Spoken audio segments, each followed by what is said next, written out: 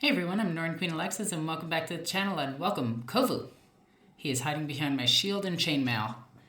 Today we are taking a look at probably the smallest army in my collection, which is my Daughters of Khaine.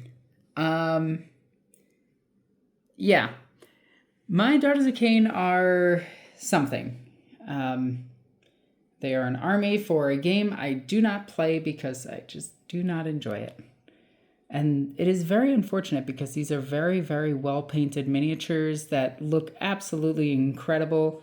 All on top of their blood lakes. And I went really, really detailed on their blood lakes on their bases. I really wanted to go into the whole they're blood elf themed. And yeah, I wanted to talk about AOS a little bit. Now, this isn't a video bashing AOS in any way, except it kind of is. Oh, what are you doing? Are you going to be stupid? Oh, whee! That just moved the whole table, Kovu. You're a good boy. So, AOS. I wanted to enjoy this game so badly did I want to enjoy it. I gave it a dozen chances, and every single time I played it, I did not like it at all. It is just not my style of game, and the community is extremely competitive for some reason, and I'm not sure why. Like, even the more, like, casual players strictly play to win versus, like, trying to play to have fun. There's not enough terrain on the tables. There's just no real narrative that I enjoy. I like the Warhammer Fantasies narratives, but AOS's narratives just seem too apocalyptic to me. And the setting itself just feels like, what if we took 40K and stuck it into fantasy? And I'm not a big fan of Age of Sigmar's lore. Now, that is just my personal opinion. If you happen to have a better community, by all means, play. Please enjoy the game. If you like the lore, please keep reading it, keep enjoying it. If you are having fun playing in tournaments in more competitive scenes, by all means, absolutely enjoy it. It's just not my style of game. But that being said, I did really, really want this army because it is absolutely beautiful. Speaking of beautiful, look at him. Look at him. So, yeah, I gave this a go back when I lived in Arizona, and the community there was it bad. I kept getting hit with gotchas, and my opponents wouldn't tell me what abilities did. Or they would just tell me the keywords of abilities, and I would be like, okay, what does that do?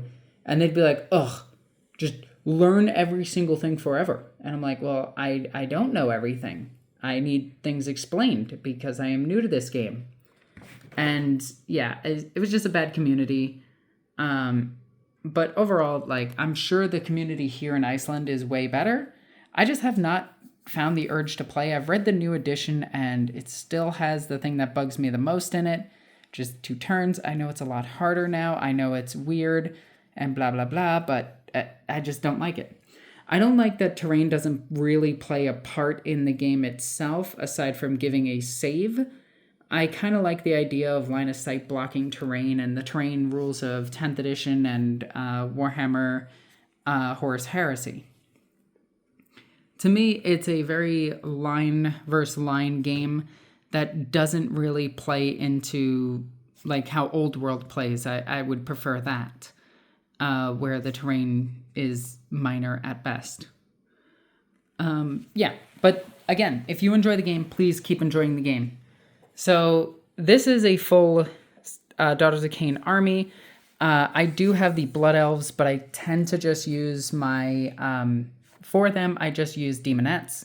I have the 1 Diaz Demonettes. They're painted in a human skin tone, so they really, really work for this army and really fit that blood elf type deal. And the new models are just way too expensive. That's the other thing is AOS is insanely expensive. Like, it is more expensive than Warhammer 40K, and that's saying a lot. The cheapest game being Horus Heresy, if you compare the prices per model, and Old World are the two cheaper games. And yes, GW did lower their prices, and I know people are going to be like, no, but they did. And you get more models with buying Heresy and Fantasy miniatures than you do Age of Sigmar or 40K, because these two games are more catered towards tournament crowds than the two other games, which are more for casual players. So, I have a whole bunch of Kitarai. I have a lot of these. I have 10 unpainted. There's only 5 here. I didn't want to fish the other 5 out from my bits box, but there are 10 unpainted, 10 painted. These are painted by my buddy Lee, and I absolutely think they look incredible. The wings, I really wanted this whole bat theme going on, but I wanted that blood elf style wing. That reminds me of Natara from the early Mortal Kombat games. Not the new Mortal Kombat games, because they look atrocious. Yes, they do. They all look bad. The men look bad. The women look bad. The enemies look bad. All of the characters in the new Mortal Kombat games just look really, really bad. I don't know what it is. It's that photorealism they're trying to go for with the goofy outfits. They just look super bad. But I wanted my Blood Elves to look badass, and I think Lee captured that really well with the Kitarai. And then I had my buddy Geeko paint up Marathi, both baby Marathi and big Marathi. I did add a little bit to this, and I added the eye whitening. That was about it. But he did the rest, and I asked him to paint it like a Western diamondback snake. I do want to put more diamond patterns on the wings in the future, but for now, this is really, really, really good, and I really love this model. It looks absolutely incredible. That is the one thing that AOS does have, is these huge centerpiece miniatures that look really good that we can't get in like Warhammer 40K, because our game needs terrain and needs line of sight blocking and needs things that can move around terrain. And Marathi is just, she would be pretty easy to move because she's just a giant demon. But there are models in AOS that would be very hard to move on a 40K board versus an Age of Sigmar board.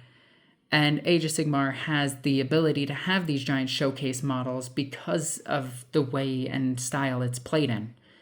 It's very much Hero Hammer, and I like that aspect of it.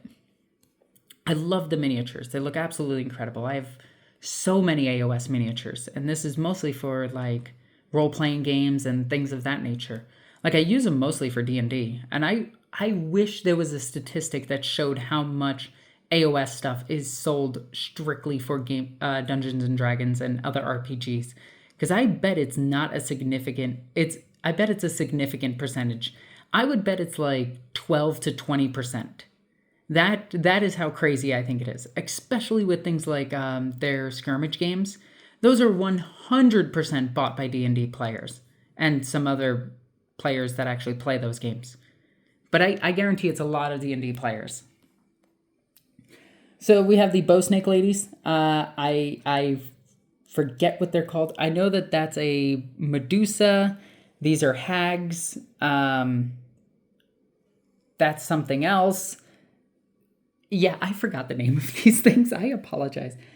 I know that this unit is pretty powerful because they can deal mortal wounds. And if I were to actually collect more into this army, I do want some more Bow Snake Ladies. I think their bow looks cool, and I went with this very vibrant green on it. These are models I painted. I didn't do the basing, but I painted them. I just speed painted them just to make them look, just to try to finish the army off so I could put it away and never look at it again. And then we wound up using it for D&D because we ran into a whole bunch of Nagas. Yeah. What are the other snake people called in D&D? I always forget. We have the Chalice here. There is a magnet in this, and I made it so that, and I want to put a mirror actually up here, like an actual mirror. There's a mirror paint I want to use. But I originally had a magnet and magnetized all of these, and then I realized that you could just go like that, and they stay pretty well. So I took off them. I didn't bother magnetizing them. So all 4 of them can go up on here. I have their Endless spell, and I used a D&D snake for it because I wanted it to be even more bloody and kind of a mess. Then I have all of these spear ladies. Is that a spear? That's not a halberd. No, that's just a spear. It is weird that it has like a hook or a gig at the end. It's kind of like it's a fishing weapon, which is weird for blood elves. I get that they just want to hang on to their prey. I wonder if they eat things whole and just let the snake bits devour it. I know, weirdly enough, they do have they still have their pelvis, so you know what they have down there. And then it's snake body, so the snake body is just their legs. So there's no actual organs inside the snake part of it. It's just muscle and bone. Oh, and technically their lower intestine. So there is, but you know what I mean. It's funny that they would eat like normal humans, and then they just have that snake part. I just think it's funny. Snakes. I really like snakes. But that's really it for this army. There isn't much to talk about with it. I don't have plans to expand it. I guess if I would want these. I have those horses downstairs in my bits boxes, so I could build them. But I don't actually foresee myself using this army in the near future. But let me know if I should give AOS one more chance. Let me know if the new edition is something that you highly recommend. And give me a list. Give me 3 reasons. That's not a lot. That's 3. That's more than 2. Give me 3 reasons why the new AOS is worth checking out. Please and thank you. But yeah, as always, I'm Norn Queen Alexis. Love you guys. Bye.